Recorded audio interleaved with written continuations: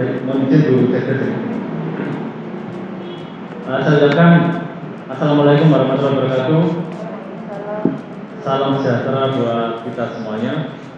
Yang pertama kami ucapkan tentunya kepada pimpinan dari Universitas Diponegoro, Ketua KPH, dan kami ucapkan yang sebesar-besarnya untuk pemerintah Desa Wonorejo yang dalam hal ini diwakili oleh Ibu Sekretaris Desa selaku Ketua PKK.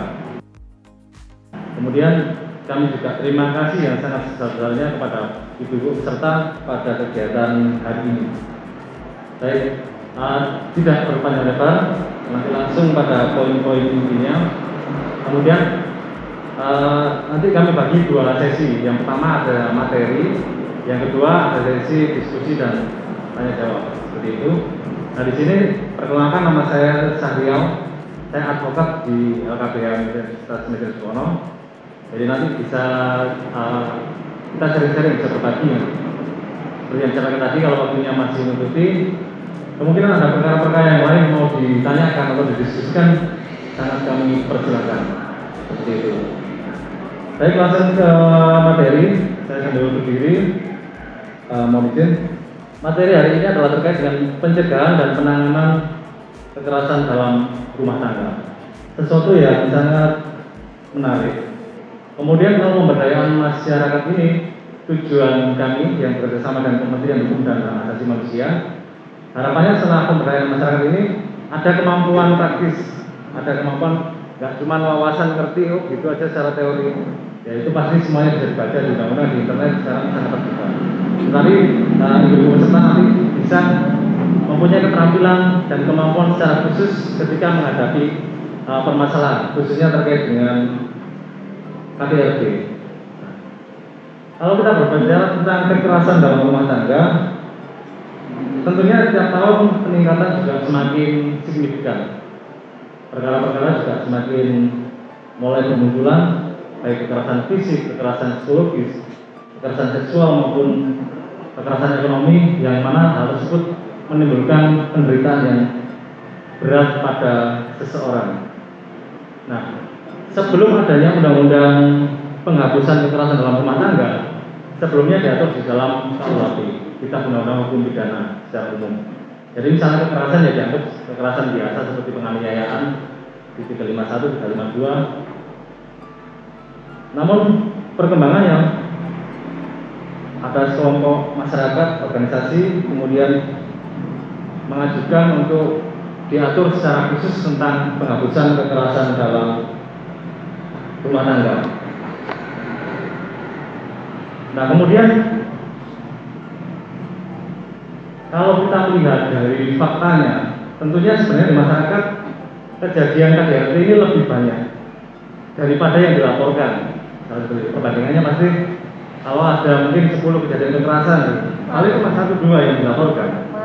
Biasanya kan seperti itu, karena ranahnya di ranah private keluarga. Kemudian ada stigma nanti dampak, pasti kan ya kalau bisa diselesaikan, kalau nanti berdampak rumah tangga ini bisa, dampaknya juga ke anak-anak, ke keluarga. Nah itu hari ini kita diskusikan bagaimana sebenarnya KDRT itu. Itu yang akhirnya kemudian melatar belakangi munculnya undang-undang penghapusan kekerasan dalam rumah tangga, yang mana di dalam Undang-Undang Nomor 23 Tahun 2004 tentang penghapusan kekerasan dalam rumah tangga. Nah kemudian saya sampaikan dulu hal-hal penting yang dituangkan dalam Undang-Undang KDRT. Ada beberapa poin-poin pentingnya. Nah, yang pertama, adanya ketegasan bahwa kekerasan dalam rumah tangga merupakan pelanggaran HAM dan kejahatan terhadap kemanusiaan serta tindak pidana. Kemudian lingkup dari KDRT mencakup kekerasan fisik, psikis, seksual, dan penelantaran rumah tangga. Kemudian ada lagi perlindungan hukum terhadap pekerja rumah tangga dari tindak kekerasan majikan, yaitu orang yang dipekerjakan di dalam rumah. Nanti kita lihat lagi di spesifik. Kemudian di dalam undang-undang KDRT ini juga kekerasan tidak lagi dipandang masalah urusan domestik. Maksudnya bukan masalah internal di dalam keluarga yang mana orang lain tidak boleh ikut campur. Namun di dalam undang-undang ini juga didesain sebagai kepentingan publik. Nanti saya beri contoh bagaimana ketika ada kejadian di dalam rumah tangga itu orang lain boleh nggak melaporkan. Ada batasan-batasan tertentu di mana pihak lain bisa intervensi. Nah, kemudian adanya hukuman minimal yang ditetapkan terhadap kekerasan seksual. Kemudian ada peningkatan terkait perlindungan sementara pada korban dalam waktu 1 kali 24 jam sejak laporan di kepolisian atau penyidik. Misalnya laporan 1 kali 24 jam dia juga wajib dilindungi sebagai korban. Kemudian diperbolehkannya relawan pendamping dan penasehat hukum korban untuk mendampingi dalam setiap tingkatan, baik di penyidikan kepolisian, kemudian penuntutan di kejaksaan, sampai proses di persidangan. Kemudian adanya pidana tambahan di luar penjara atau denda, pembatasan hak pelaku, pembatasan hak tertentu, dan juga mengikuti program konseling di bawah lembaga tertentu. Nah, kemudian ada satu hal yang menarik, nanti saya sebutkan di pasalnya. Jadi diakuinya keterangan saksi korban sebagai salah satu bukti sah disertai bukti yang lainnya. Biasanya kan pasti mengalami kendala, saksinya bagaimana, buktinya bagaimana. Nah, nanti kita kupas di bagian pasal-pasalnya. Kemudian diakuinya keterangan saksi korban berupa surat keterangan medis atau biasanya ada surat visum et repertum yang memiliki kekuatan sama sebagai alat bukti. Kemudian korban juga mempunyai hak untuk pelayanan kesehatan. Kemudian adanya kewenangan hakim untuk penetapan perlindungan bagi korban. Dan juga ada kemungkinan pihak kepolisian ini melakukan penahanan tanpa surat perintah penahanan. Jadi ada kejadian seperti itu, ini juga cukup extraordinary. Jadi misalnya ada polisi yang dari luar wilayah, dia melihat kejadian di luar wilayahnya tugasnya dia boleh melakukan penangkapan karena tanpa surat perintah pun undang-undang mengizinkan hal tersebut terkait dengan penindakan. Baik. Kemudian kita masuk ke yang pertama tentunya pengertian tentang kekerasan dalam rumah tangga. Jadi kekerasan dalam rumah tangga adalah setiap perbuatan terhadap seseorang, terutama perempuan, yang berakibat timbulnya kesengsaraan atau penderitaan secara fisik, seksual, psikologis, dan atau perbuatan rumah tangga, termasuk ancaman untuk melakukan perbuatan pemaksaan atau perampasan kemerdekaan secara melawan hukum di dalam lingkup rumah tangga. Kemudian yang disebut dengan penghapusan kekerasan dalam rumah tangga adalah jaminan yang diberikan oleh negara untuk mencegah terjadinya kekerasan dalam rumah tangga, menindaklanjuti kekerasan dalam rumah tangga, dan yang paling penting adalah melindungi korban kekerasan dalam rumah tangga. Kemudian korban adalah orang yang mengalami kekerasan dan atau ancaman kekerasan dalam lingkup rumah tangga. Kemudian perlindungan adalah segala upaya yang ditujukan untuk memberikan rasa aman kepada korban yang dilakukan oleh keluarga, advokat, lembaga sosial, kepolisian, kejaksaan, pengadilan, dan pihak-pihak lainnya. Kemudian adanya perlindungan sementara dan perintah perlindungan dari pengadilan negeri. Baik. Kemudian kita masuk ke ruang lingkupnya. Jadi ruang lingkup ini kita akan menentukan siapa sih subjek-subjek hukum atau orang-orang yang termasuk dalam lingkup rumah tangga dan siapa saja yang termasuk lingkup di dalam undang-undang penghapusan kekerasan dalam rumah tangga. Nah, di dalam pasal 2 Undang-Undang Nomor 23 Tahun 2004. Jadi yang termasuk dalam lingkup rumah tangga, jadi yang meliputi yang pertama adalah suami, istri, dan anak. Yang dimaksud anak dalam penjelasan pasal 2 adalah termasuk anak angkat dan anak tiri. Nah, ini paling sederhana. Suami, istri, dan anak. Kemudian yang kedua adalah orang-orang yang mempunyai hubungan keluarga sebagaimana dimaksud huruf A karena hubungan darah, hubungan perkawinan, persesuaian, pengasuhan, perwalian yang menetap dalam rumah tangga. Jadi masih ada hubungan dengan keluarga ini. Kemudian yang ketiga, orang yang bekerja membantu rumah tangga dan menetap dalam rumah tangga tersebut. Jadi tidak hanya keluarga saja. Ternyata orang yang bekerja membantu rumah tangga itu juga masuk di dalam lingkup KDRT. Bisa saja kan mungkin ada yang melakukan kekerasan terhadap pembantu rumah tangga atau asisten rumah tangga, itu juga bisa dijerat dengan undang-undang KDRT. Kemudian orang yang bekerja sebagaimana dimaksud huruf D dipandang sebagai anggota keluarga dalam jangka waktu selama berada dalam rumah tangga yang bersangkutan. Jadi dianggap sebagai anggota keluarga selama dia tinggal di rumah yang bersangkutan. Misalnya seorang asisten rumah tangga, dia selama 2-3 tahun ya, selama itu dia juga dilindungi secara hukum. Baik, langsung kita masuk ke delik-deliknya. Pasal-pasalnya terkait dengan jenis-jenis kekerasan dalam rumah tangga.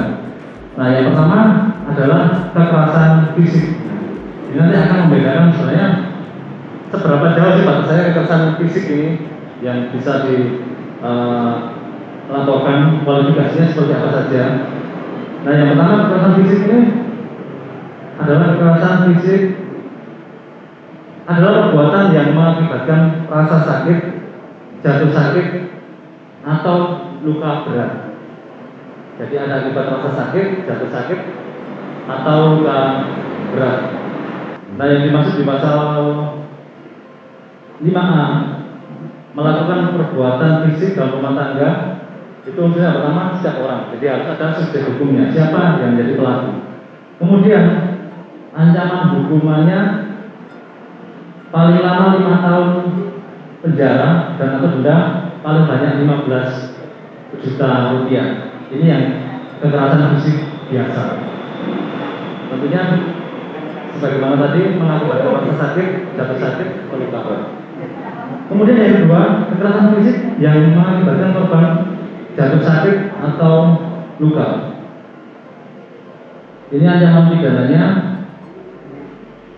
paling lama 10 tahun dan paling banyak dendanya 30 juta rupiah jika mengakibatkan sampai jatuh sakit atau luka berat, mungkin sampai patah tulang atau dia perlu dirawat di rumah sakit sampai beberapa minggu. Itu termasuk di pasal yang 44 ayat 1 ini. Jadi ancaman hukumannya lebih tinggi. Yang biasa tadi maksimal 5 tahun, kalau ini 10 tahun. Kemudian yang selanjutnya adalah kekerasan fisik yang mengakibatkan matinya korban. Jadi korban sampai meninggal.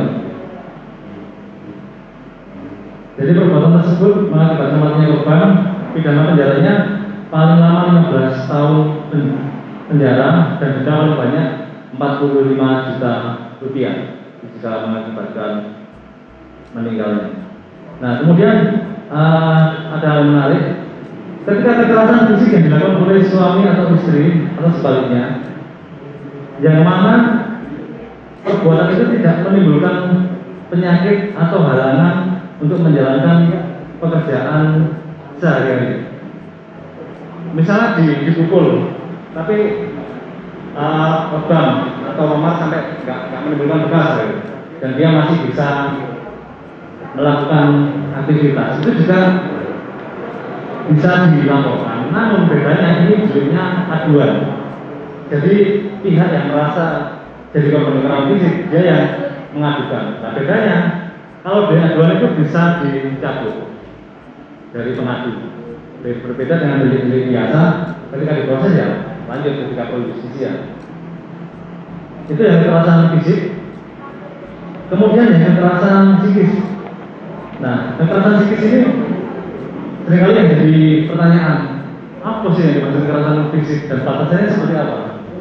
Nah, kekerasan psikis bagaimana dalam pasal 5 huruf B, perbuatan yang mengakibatkan ketakutan, hilangnya rasa percaya diri, kemudian hilangnya kemampuan untuk bertindak, rasa tidak berdaya, atau penderitaan secara psikis yang berat pada seseorang. Jadi itu dampaknya, ada ketakutan, rasa percaya dirinya hilang, kemudian penderitaan psikis yang berat.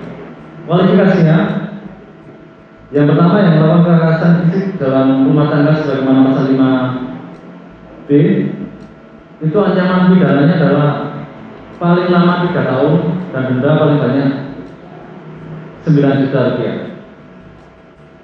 Itu untuk kekerasan psikis. Kemudian di ayat 2-nya, ketika kekerasan psikis atau kekerasan psikis yang dapat di rumah tangga tersebut dilakukan oleh suami terhadap istri atau sebaliknya, tapi tidak menimbulkan penyakit atau halangan. Hampir sama tadi yang kekerasan fisik tadi. Jika tidak menimbulkan penyakit atau halangan, itu ancaman pidananya paling lama 4 bulan harus sih. Denda paling banyak 3 juta dan ini juga delik aduan. Sakit hati ya. Betul. Jadi itu sifatnya juga delik aduan. Kalau merasa diintimidasi misalnya, itu boleh salah satu pihak melaporkan, tapi delik aduan dan bisa dicabut sewaktu-waktu karena sifatnya delik aduan dan pidana penjaranya paling lama 4 bulan. Jadi dia bisa membuat menghukum suami untuk 4 bulan di rumah. Apa tadi kali? Tadi kau ini pertama. Baik, kemudian lanjut yang ketiga adalah kekerasan seksual. Di pasal 5 huruf C ini, kekerasan seksual yang dimaksud adalah pemaksaan hubungan seksual yang dilakukan terhadap orang yang menetap dalam lingkup rumah tangga tersebut. Kemudian pemaksaan hubungan seksual terhadap salah seorang dalam lingkup rumah tangganya dengan orang lain untuk tujuan komersial atau tujuan tertentu. Bisa jadi ada kekerasan seksual, kemudian direkam, kemudian ada yang juga diperjualbelikan. Kekerasan seksual dalam konteks ini adalah setiap perbuatan yang berupa pemaksaan hubungan seksual dengan cara tidak wajar atau tidak disukai, pemaksaan hubungan seksual dengan orang lain untuk tujuan komersial atau tujuan tertentu. Itu untuk kekerasan seksual. Kemudian ada juga yang delik aduan. Karena ini kan pasti sebenarnya suami sama istrinya masa melakukan kekerasan seksual, maksudnya itu kan multitafsir ya, secara sadar gitu, tafsirannya. Nah, itu malah ada hal khusus karena beberapa kejadian itu ketika si laki-laki ini melakukan hubungan seksualnya itu tidak wajar, gitu. Ketika perempuannya tidak nyaman melakukan hal itu yang istilahnya di luar hal-hal normal, itu ada juga yang seperti itu dilaporkan. Nah, itu sifatnya adalah delik aduan apabila dilakukan oleh suami terhadap istri atau istri terhadap suami, yang mana bisa dicabut ketika laporan hal tersebut. Namun ini juga ada terjadi masa suaminya dilaporkan. Nah, itu ancamannya yang pertama adalah pidana penjara paling lama 12 tahun. Kemudian kekerasan seksual selanjutnya adalah di pasal yang 47 ini ada yang pidana penjaranya sampai 4 tahun dan paling singkat 4 tahun, paling lama 15 tahun. Kemudian yang mengakibatkan korban mendapat luka yang tidak memberikan harapan sembuh, ini juga minimal 4 tahun dan maksimal 15 tahun. Nah, kemudian yang terakhir adalah penelantaran rumah tangga, tidak diberi nafkah, ditelantarkan. Nah, setiap orang dilarang menelantarkan orang dalam rumah tangganya, padahal menurut hukum yang berlaku baginya karena persetujuan atau perjanjian ia wajib memberikan kehidupan, perawatan dan atau pemeliharaan terhadap orang tersebut. Jadi ketika dia secara hukum harus menafkahi, dia termasuk orang yang sebagai subjek hukum terkait penelantaran rumah tangga. Nah, penelantaran sebagaimana dimaksud ayat 1 di pasal 9 tersebut juga berlaku bagi setiap orang yang mengakibatkan ketergantungan ekonomi dengan cara membatasi dan atau melarang untuk bekerja yang layak dalam atau di luar rumah sehingga orang tersebut dalam kendali orang tersebut. Jadi misalnya ada seseorang yang harusnya tanggungan si A di rumah tersebut, tapi nggak boleh bekerja, nggak boleh keluar, tetapi secara ekonomi tidak diperhatikan, itu juga masuk di dalam penelantaran rumah tangga. Penelantaran rumah tangga meninggalkan kewajibannya memberikan kehidupan, perawatan dan pemeliharaan kepada orang dalam rumah tangganya. Ini siapa yang menelantarkan, ancaman pidananya paling lama 3 tahun dan denda paling banyak 15 juta rupiah. Kemudian yang mengakibatkan ketergantungan ekonomi tadi juga sama, paling lama 3 tahun dan denda paling banyak 15 juta rupiah. Kemudian ketika kekerasan ini cukup berat, namun di Undang-Undang PKS ini di pasal 50 ini ada pidana tambahan. Jadi selain ada pidana yang saya sebutkan tadi, juga ada pidana tambahan, adanya pembatasan gerak bagi pelaku. Yang mana pembatasan gerak ini untuk menjauhkan pelaku dari korban. Ketika itu benar-benar sudah cukup parah. Ada salah satu juga klien kami yang pernah kami tangani, itu ya benar-benar dia diajar, kemudian dia disiksa. Nah, mau tidak mau ya harus dipisahkan. Betul. Sementara untuk menjauhkan dari pelaku dengan korban sehingga tidak mengakibatkan hal yang lebih parah atau berakibat yang lebih fatal. Nah, kemudian ada juga penetapan pelaku mengikuti program konseling di bawah lembaga tertentu. Itu secara normatif. Kemudian kita lanjut ke di bagian yang ketiga, yang terakhirnya ini terkait proses hukum ketika menghadapi permasalahan ini. Kemudian apa yang bisa ibu peserta lakukan ketika menghadapi hal tersebut. Nah, tentunya yang sebagian besar korbannya adalah perempuan kalau KDRT. Biasanya mengalami situasi yang sulit. Pasti yang pertama merasa malu karena itu urusan internal keluarga. Kemudian adanya tekanan, tertekan, dan mungkin juga merasa berdosa terkait masalah yang ada. Kemudian psikologis korban ini terganggu. Kemudian ada ragu-ragu untuk menyampaikan permasalahan yang sedang dihadapi. Jangankan keluar misalnya, kalau itu keluarga saja mau cerita karena juga berat, ada orang yang sulit untuk menceritakan hal tersebut. Kemudian tidak tahu harus lapor kemana, apa yang harus saya lakukan. Kalau pun lapornya bagaimana. Kemudian takut dicemooh orang lain. Kemudian ada stigma lagi, takut membayangkan proses peradilan ini pasti rumit, menghabiskan waktu, menghabiskan biaya, pikiran.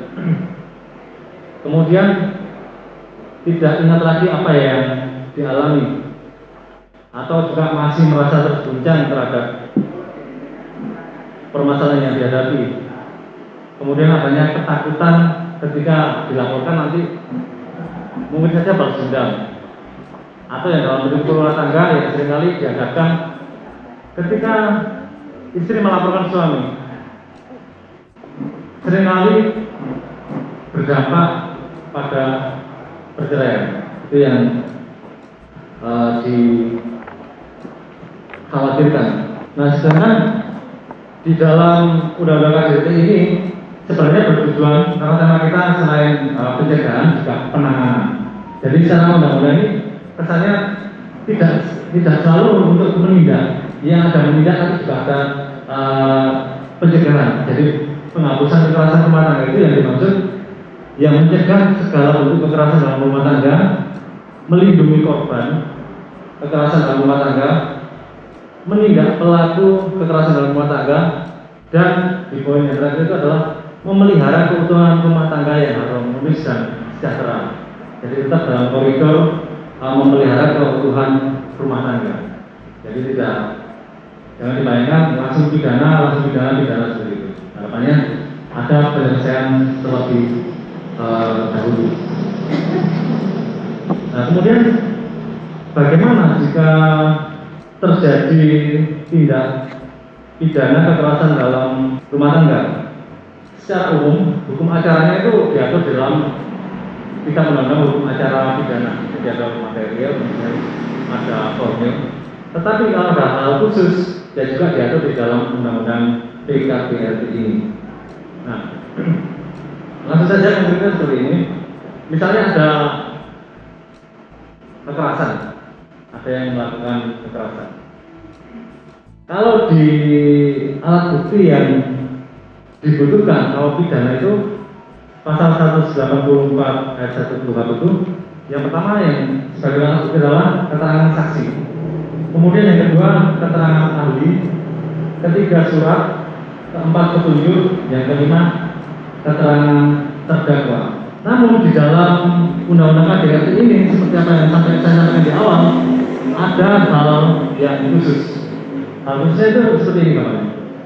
Ketika ada perkara pidana, itu kan ujungnya diproses, diputus di pengadilan negeri, ya, apa seperti itu. Pengadilan negeri itu perkara pidana. Nah, kemudian ketika hakim memutus, itu dasarnya adalah minimal 2 alat bukti dan keyakinan hakim. Nah, alat bukti yang saya sebutkan tadi, transaksi, ahli, surat, petunjuk, dan keterangan terdakwa.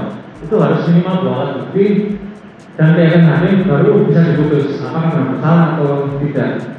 Nah, namun ketika permasalahan KDRT seringkali kan kesulitan, mungkin saksinya nggak ada. Misalnya mau dilaporkan, si istri mengalami kekerasan, kemudian mau dilaporkan juga diintimidasi oleh suaminya.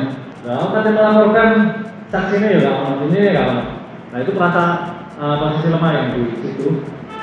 Namun di dalam Undang-Undang PKDRT ini hal tersebut dilindungi dan diatur di dalam pasal 55-nya. Sebagai salah satu alat bukti yang sah, keterangan seorang saksi korban saja sudah cukup untuk membuktikan bahwa terdakwa bersalah apabila disertai dengan suatu alat bukti sah yang lainnya. Misalnya saksi itu kan begini.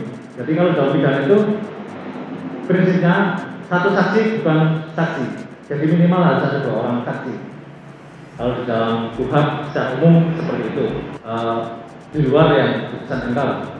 Jadi minimal 2 orang saksi. Nah, kalau di Undang-Undang PKDRT ini satu saksi saja, yaitu keterangan saksi korban, itu sudah. Jadi misalnya dia mengalami korban kekerasan, ya dia ya sebagai saksi, ya sebagai korban. Kemudian ditambah alat bukti surat yang mendukung hal tersebut. Misalnya kekerasan, dia dipukul sampai misalnya lebam atau memar. Nah, itu ketika harus divisum, diperiksakan secara medis, keterangan medis. Nah, itu yang sebagai alat bukti. Jadi itu sudah cukup. Ketika kekerasan fisik seperti itu bisa dilaporkan. Atau kekerasan seksual yang di dalam rumah tangga. Ada beberapa perkara itu melakukan kekerasan seksual kepada anak dirinya seperti itu misalnya. Nah, itu pasti nyari saksinya kan sulit, cari saksinya sulit, cari buktinya sulit. Nah, makanya ketika ada kejadian seperti itu dan juga diakomodir undang-undang, saksi juga sekaligus korban keterangannya itu dianggap sebagai alat bukti yang sah. Ditambah bukti surat, itu yang membedakan. Kemudian terkait secara khusus hukum acaranya dalam Undang-Undang KDRT ini di pasal 15.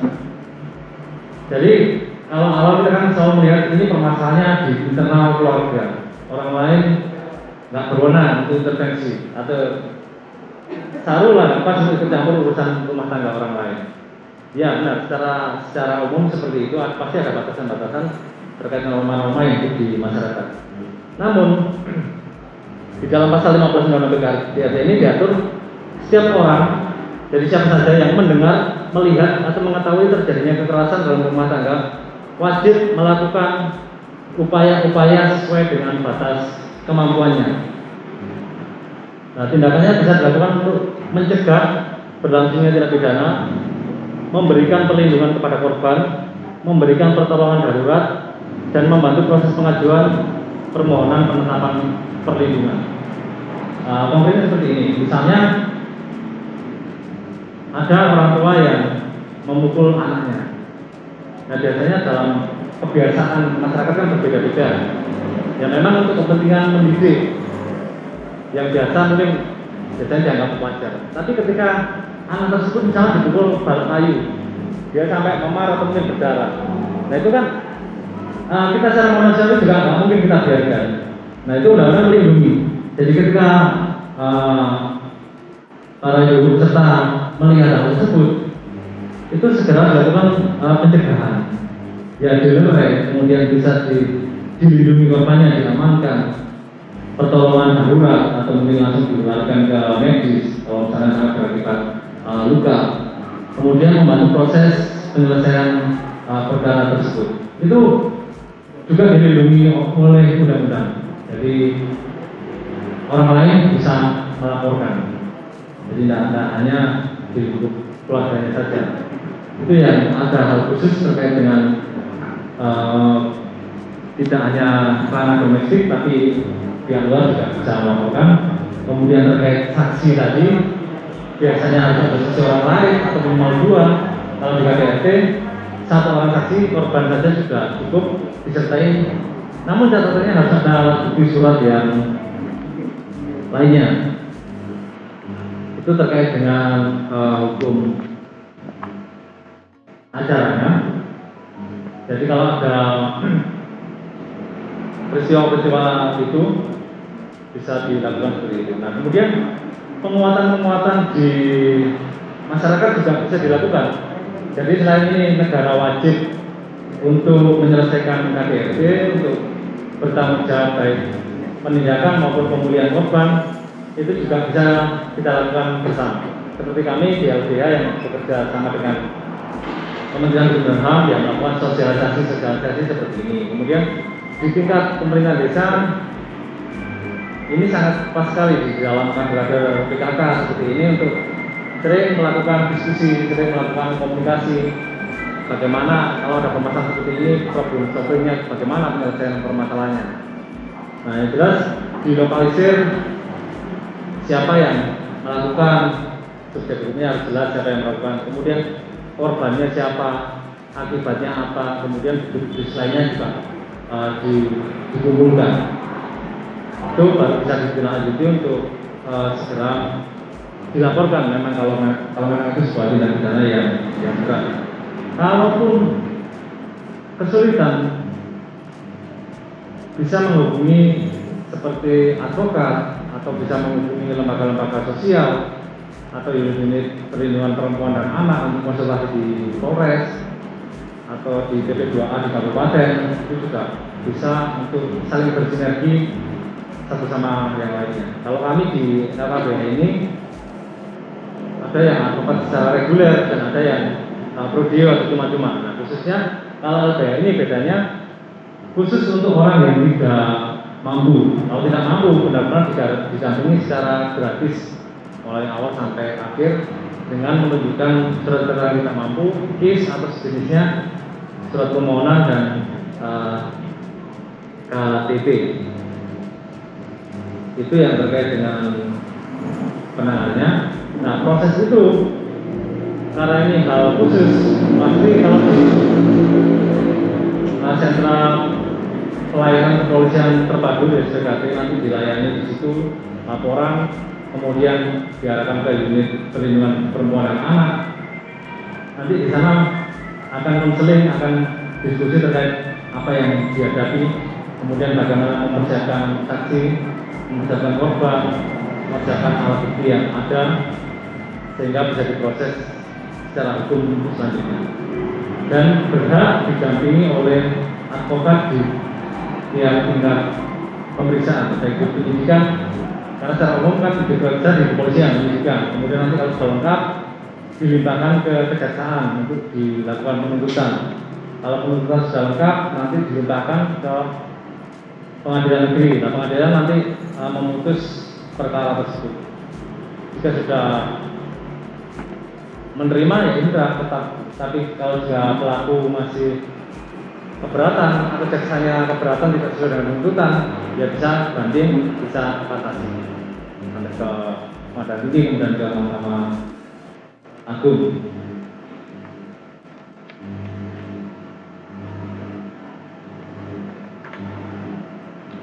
Nah, kemudian dalam rangka pencegahan ini,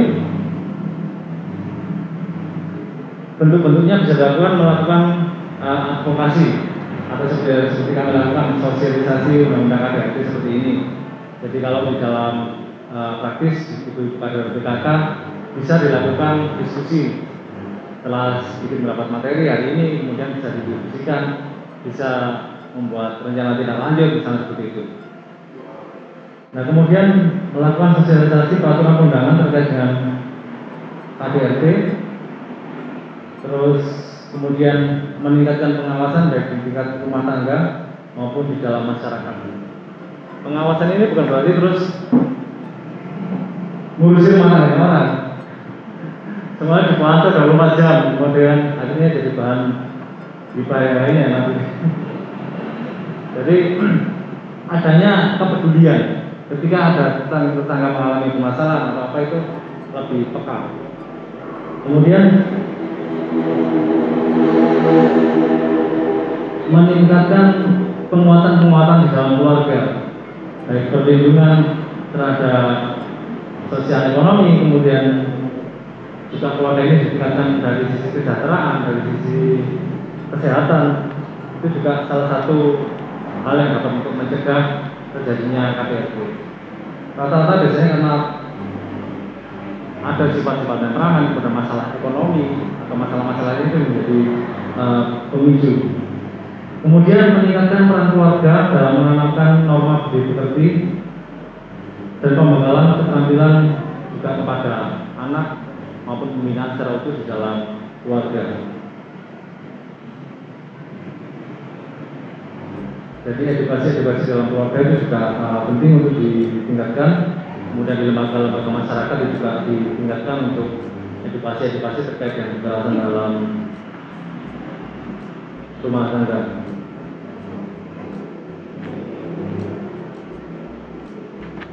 Baik, peserta pemberdayaan masyarakat pada hari ini itu hal yang dapat kami sampaikan. Nanti kalau terlalu banyak undang-undang malah bingung, malah itu.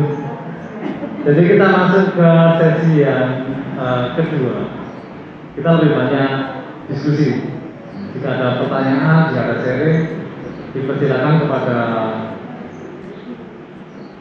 para peserta untuk disampaikan. Saya kembalikan ke moderator. Waalaikumsalam. Namanya? Nama saya Ibu Nur Adindra. Yang mau saya tanyakan, apakah termasuk kekerasan fisik atau kekerasan mental perselingkuhan di dalam rumah tangga? Terima kasih. Baik, terima kasih kepada Bu Nur Aziza. Jadi, apa termasuk kekerasan fisik mental terkait dengan adanya perselingkuhan tadi? Jadi kita kembali ke pasalnya, unsurnya terkait dengan kekerasan psikis.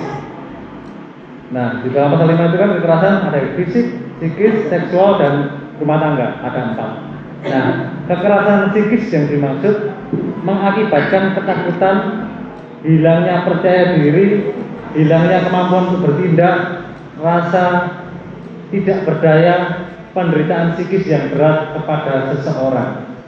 Nah, jadi yang namanya kekerasan itu tentunya kan bisa bermacam-macam.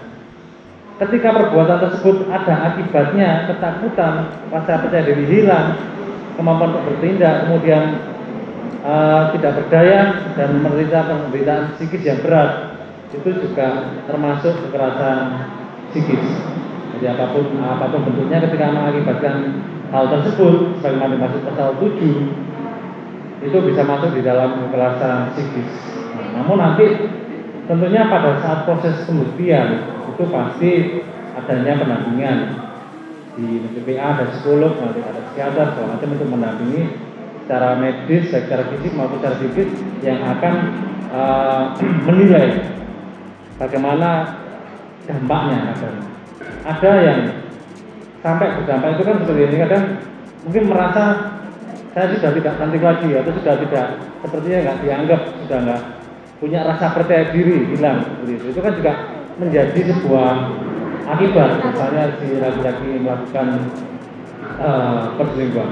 Jadi secara jelas seperti itu, secara norma itu masuk juga dalam kekerasan psikis.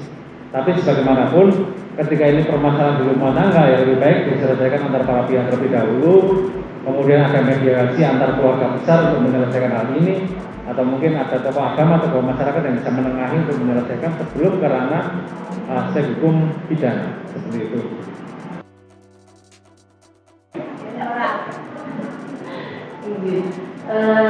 Sebenarnya ada dua Pak. Nggih. Saya mewakili bapak-bapak karena ada kepentingan gitu, Nggih. Masuk kok KDRT itu kok. Nggih. Ini nama juga KDRT.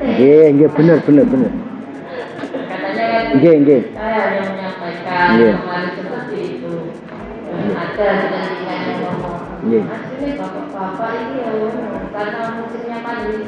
Nggih. Kata itu kan nggak sadar, tapi perkataannya itu pendosa. Nggih.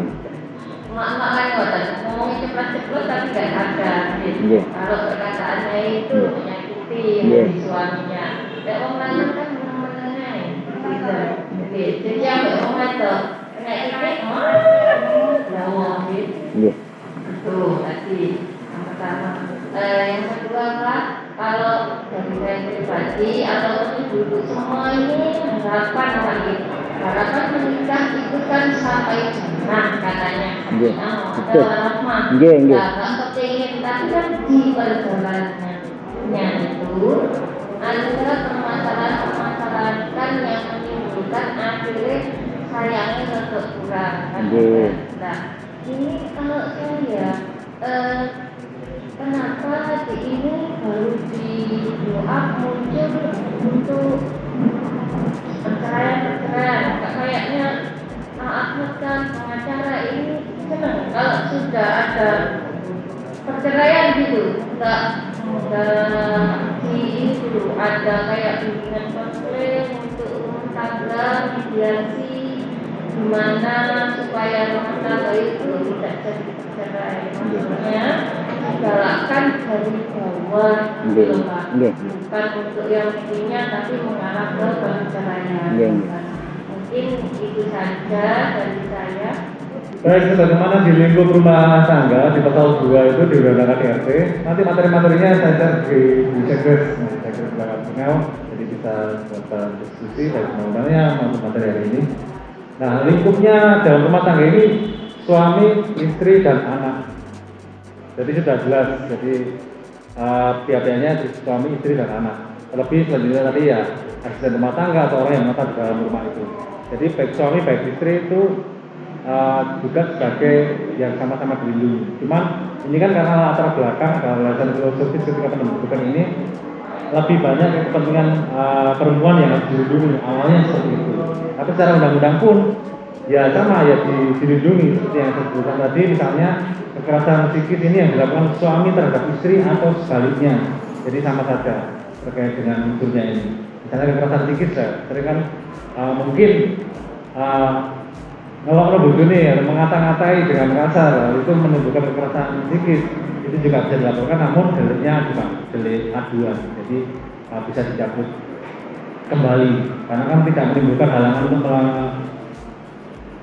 menimbulkan penyakit dan tidak menimbulkan halangan untuk melakukan pekerjaan, meskipun itu bikin sakit hati dan emosional, tapi tetap berangkat kerja. Itu bisa dilakukan laporan untuk kekerasan psikis.